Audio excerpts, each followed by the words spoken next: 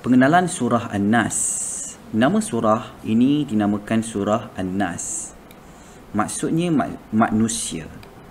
Bilangan ayat 6 ayat. Surah ini adalah surah yang ke-114 dalam susunan Al-Quran, iaitu surah yang terakhir. Ini diturunkan di Mekah.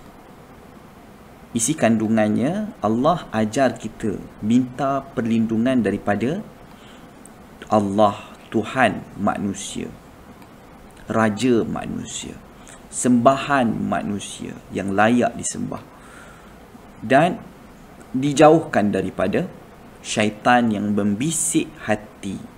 Ini adalah musuh kita, dan juga syaitan daripada kalangan jin dan manusia.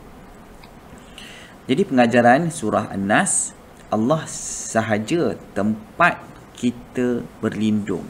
Hanya Allah sahaja tempat kita untuk berlindung. Susah macam mana pun, Allah tempat bergantung. Allah mampu untuk membantu kita. Syaitan suka ganggu kita secara senyap. Kita mesti jaga hati dan baca doa perlindungan. Jangan ikut ajakan buat jahat dari syaitan dan manusia. Jangan ikut bisikan-bisikan jahat daripada syaitan dan juga manusia. Nasihat kepada pelajar, adik-adik, kalau tiba-tiba rasa malas solat, suka marah-marah atau nak buat benda salah, cepat-cepat baca surah An-Nas. Minta tolong dengan Allah supaya kita selamat daripada gangguan syaitan.